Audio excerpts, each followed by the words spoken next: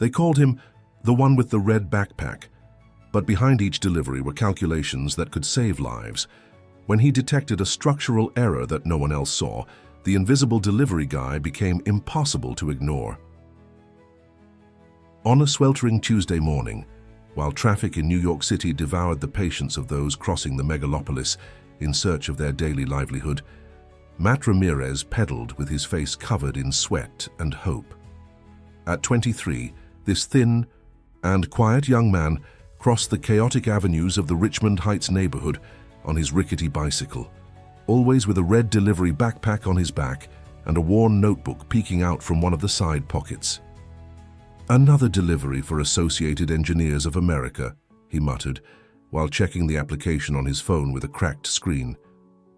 It was the third time that week he had to go to the imposing glass building that housed one of the most prestigious engineering firms in the country. For Matt, each pedal stroke represented not only the possibility of gathering enough money to support his grandmother Lucy and his two younger siblings, but also an opportunity to observe that world that had fascinated him since childhood. World of calculations, structures, and solutions for the everyday problems of the city he loved so much. Upon arriving at the building, he secured his bicycle and took the elevator to the 14th floor. The security guards already recognized him, although for them, he was simply the delivery kid, another anonymous face in the big city. No, one imagined that this young man with tanned skin and attentive gaze carried in his mind equations that few in that building could solve with such ease. "Food for the boardroom," he announced quietly upon reaching the reception.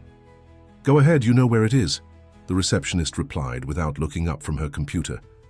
As Matt arranged the food containers on the conference room table, his eyes instinctively drifted to the plans spread out on a nearby table. They were diagrams for the new Central Park interchange, a multi-million-dollar project that aimed to solve the terrible traffic jam in one of the most congested areas of the city. "Are you interested in engineering?" asked a voice behind him. It was Louis Oliver, the youngest engineer on the team, a 30-year-old man who, unlike his colleagues, always treated Matt with respect. "Just curiosity, sir," replied Matt, quickly averting his gaze. "Are you studying something related?" Louis persisted with genuine interest. Before Matt could answer, a group of engineers entered the room. Among them was engineer Jason Morgan, project coordinator, and known for his arrogance. "Still here?" Jason snapped upon seeing Matt. "I thought delivery guys just dropped off the food and left." Matt nodded and began to withdraw, but as he turned, his notebook fell to the floor. The pages were open, revealing complex material resistance calculations he had been studying on his own. Jason picked up the notebook and flipped through the pages with a mocking expression. Well, playing at being an engineer," he said, provoking laughter among his colleagues. "Do you even know what this symbol means?" He pointed to an integral on one of the pages. Matt kept his gaze down. He knew perfectly well the meaning of the symbol and could have explained the complete equation in detail, but years of mockery had taught him to remain silent. "It's the integral of a function that represents the load distribution in a structure," he answered to himself, in a whisper that no one heard. "Leave him alone, Jason," Louis intervened. "He has to keep working." Jason returned the notebook with disdain. "Better stick to what you know, boy. Engineering is for those who can afford a university, not for delivery guys." Those words were etched in Matt's mind as he left the building. It wasn't the first time he'd heard something similar. Since childhood, when he showed a facility for mathematics in the public school of his neighborhood in South Bronx, he had been told that his dreams were too big for someone of his status. When he returned that night to the small house he shared with his family, he found Grandma Lucy preparing dinner with difficulty. At 70, his grandmother continued to be the pillar of the family since Matt's parents abandoned them to look for work in another state, a promise of return that was never fulfilled. "How was your day, sweetie?" asked Grandma Lucy while serving some steaming beans. "Good, Grandma," Matt lied, hiding the humiliation he had suffered. "I made enough for this week's medicine."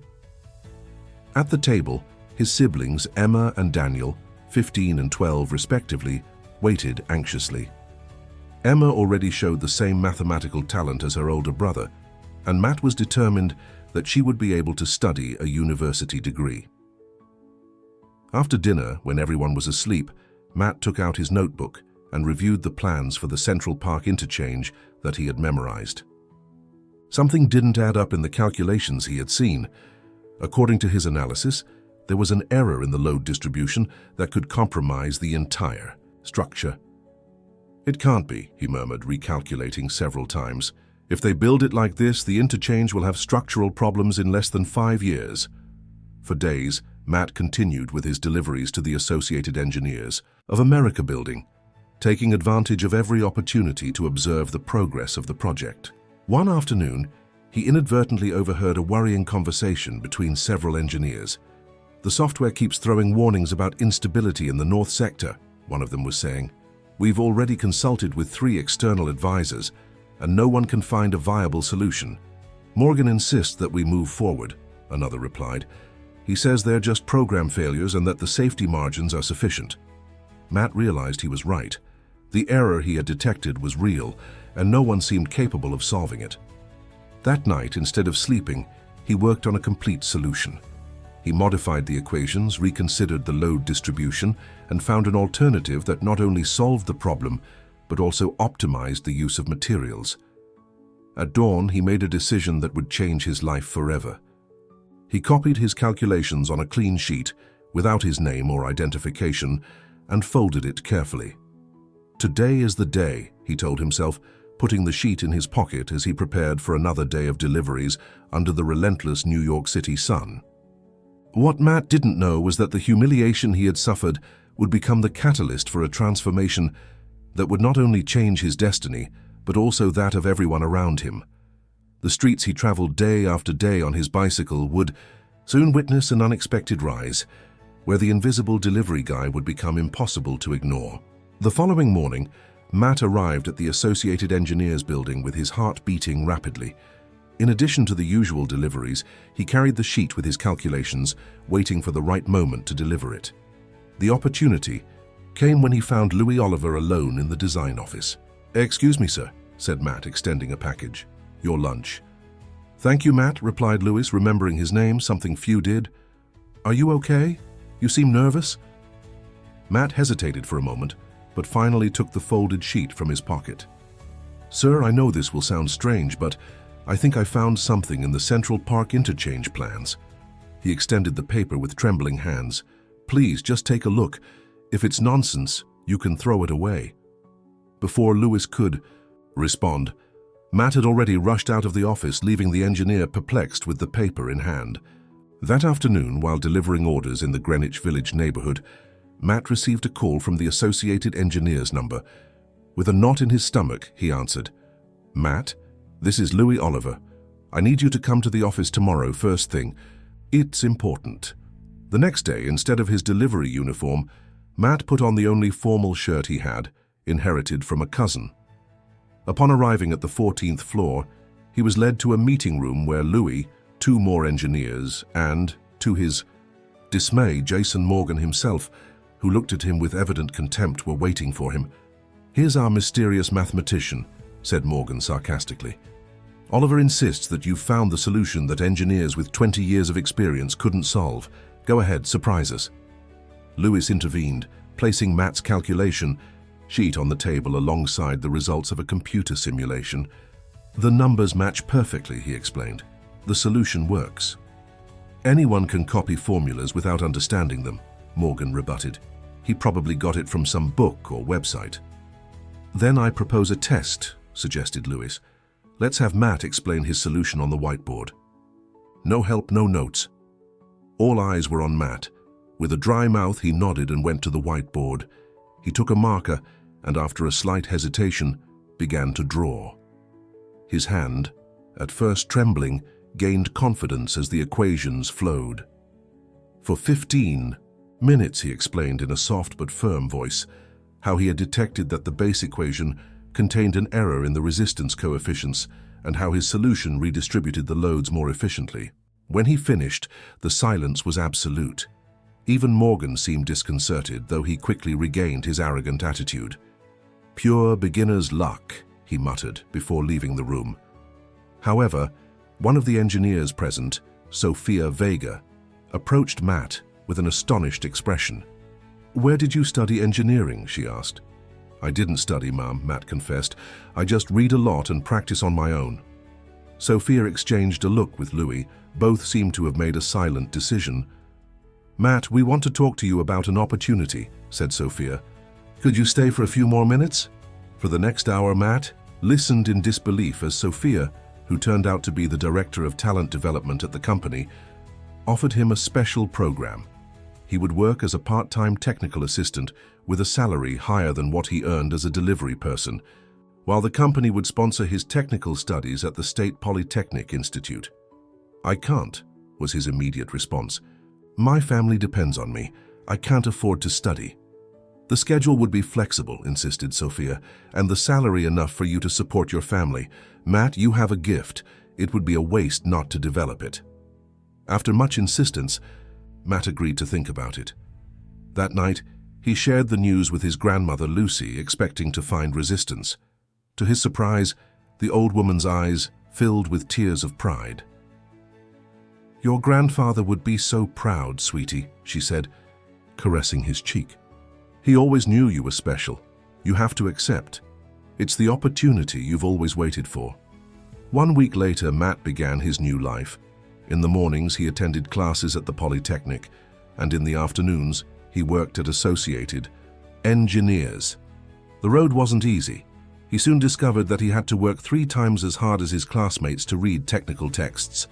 The words seemed to dance on the pages, forming confusing patterns that he found difficult to decipher. "I think there's something wrong with my head," he confessed one day to Louis, frustrated after spending hours trying to read a single chapter. Louis observed him attentively and remembered a cousin of his with similar symptoms. "Matt, have you ever heard about dyslexia?" After an evaluation with specialists, they confirmed that Matt had mild dyslexia, never diagnosed. Far from discouraging him, this discovery gave a name to what he had always considered a personal weakness. "This explains why I always preferred to solve problems mentally instead of reading them," he said with a smile of relief. The diagnosis reached the ears of Professor Caroline Russell, a retired teacher who offered free support classes for students with learning difficulties. She offered to work with Matt on weekends. "My son also has dyslexia," she explained during their first session at a cafe near the Polytechnic. "Now he's an architect. You have a brain that processes information differently, but that also gives you advantages." With Professor Caroline's guidance, Matt began to develop strategies to overcome his reading difficulties. In turn, she was fascinated by his ability to visualize 3-dimensional structures and solve complex problems intuitively. "You remind me of myself 40 years ago," she confessed one day. "I also came from a poor neighborhood, and everyone said women weren't good at mathematics. I had to fight twice as hard to prove my worth." While Matt progressed in his studies, at Associated Engineers there was a tense atmosphere. The Central Park Interchange project had been rescued thanks to his solution, but Jason Morgan refused to give him any credit. In the official reports, the correction appeared as adjustments made by the technical team.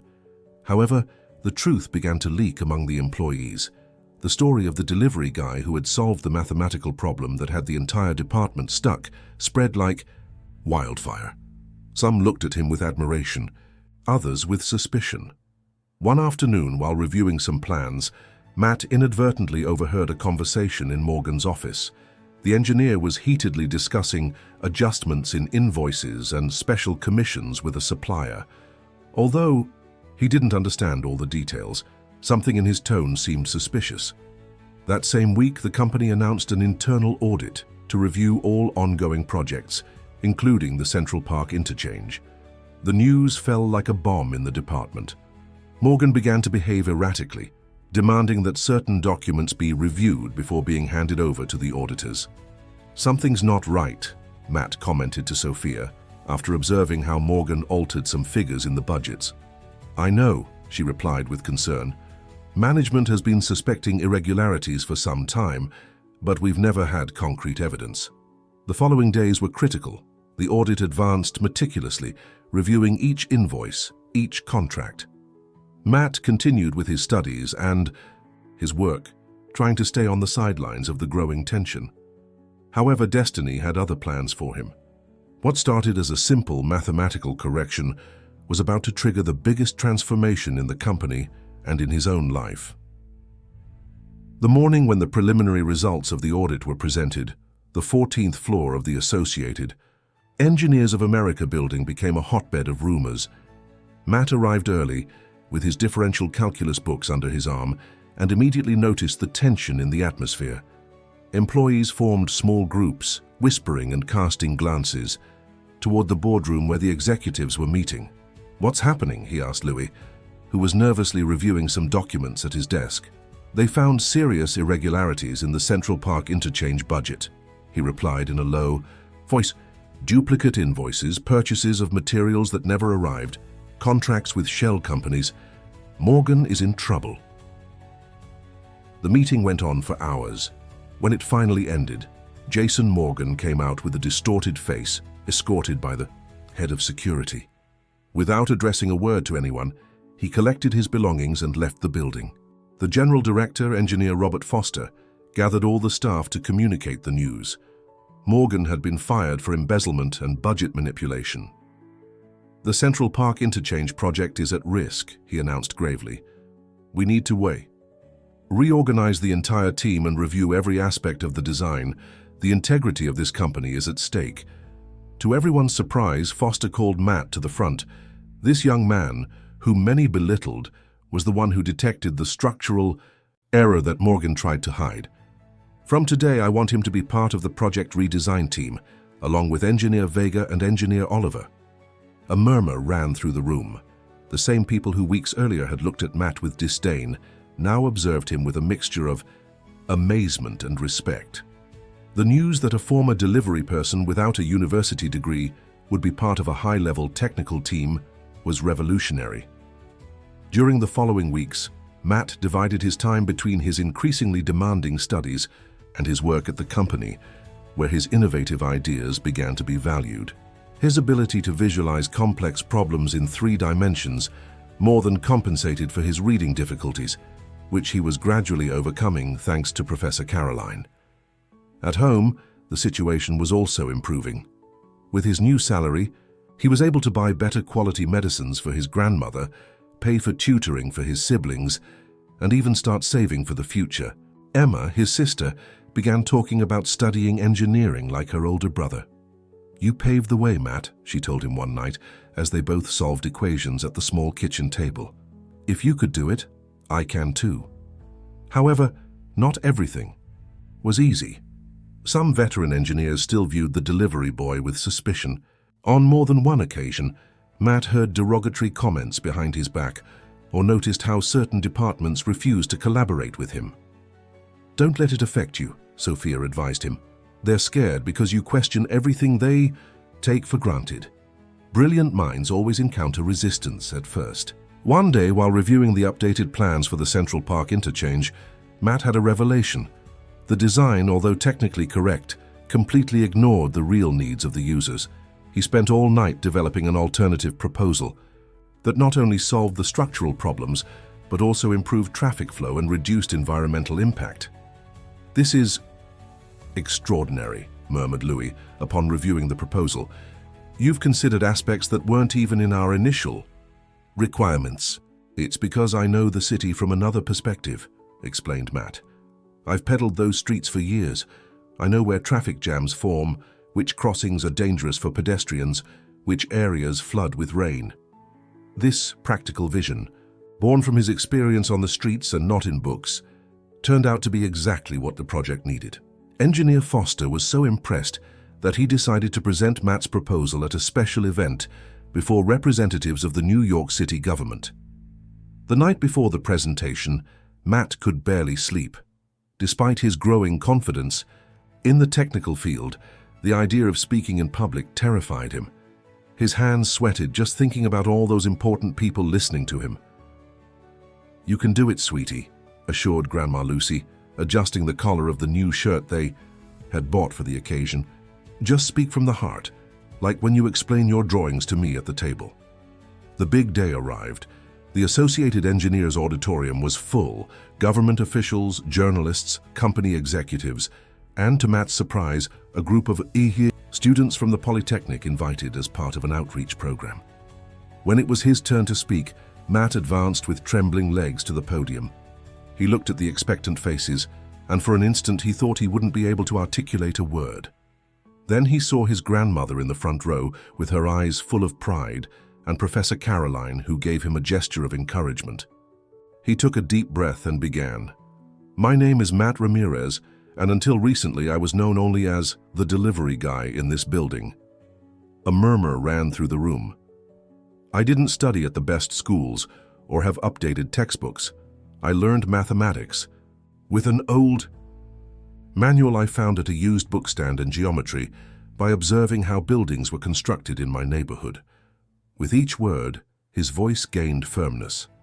"When I thought about the Central Park interchange, I didn't just see equations and structures.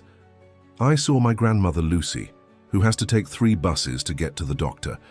I saw the children of my neighborhood who cross dangerous avenues to go to school. I saw the workers who lose hours of life in traffic, hours they could spend with their families." As he explained his proposal using simple but precise language, the auditorium was captivated. It wasn't just a technically brilliant design, it was a human solution to real problems. In the end, engineering shouldn't exist to impress other engineers, but to improve the lives of ordinary people. As my grandfather used to say, "Don't build higher walls, build stronger bridges." When he finished, the auditorium burst into applause.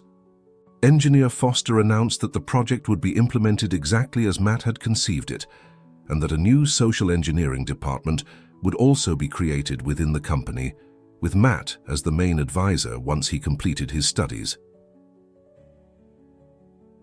Among the attendees, an older woman made her way to the stage. It was Ms. Dorothy Jenkins, who had been Matt's mathematics teacher in elementary school. With tears in her eyes, she handed him a small worn notebook. "I kept it all these years," she told him emotionally. "These are the first problems you solved when you were 9 years old. Even then, I knew you would do great things. I once told, 'Are you something that I hope you haven't forgotten? The world needs those who see beyond the obvious.'" Matt hugged his former teacher, closing a circle that had begun many years ago in a humble classroom in South Bronx.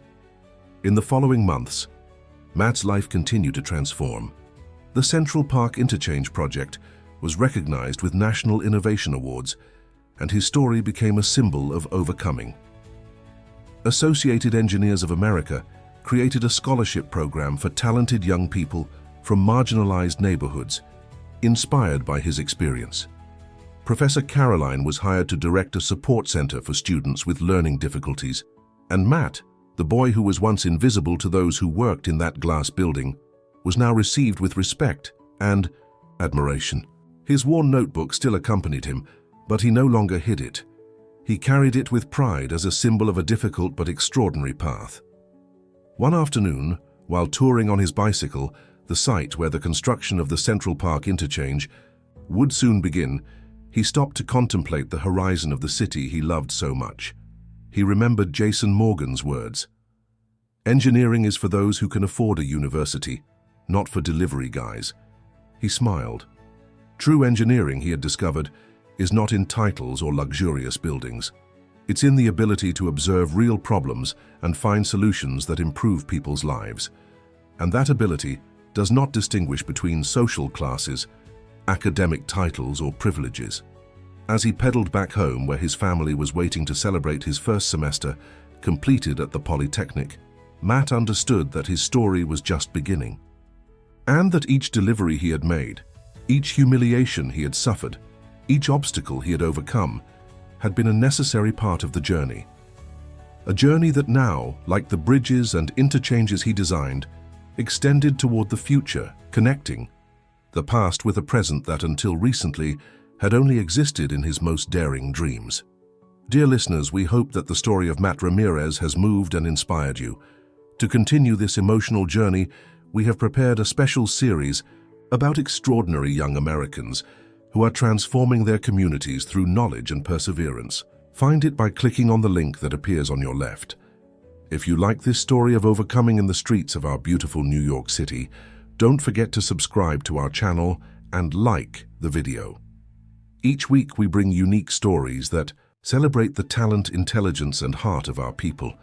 Do you know someone like Matt in your community? Have you ever felt that your dreams were too big for your reality? Tell us your experiences in the comments. Your story could be the next to inspire thousands of people.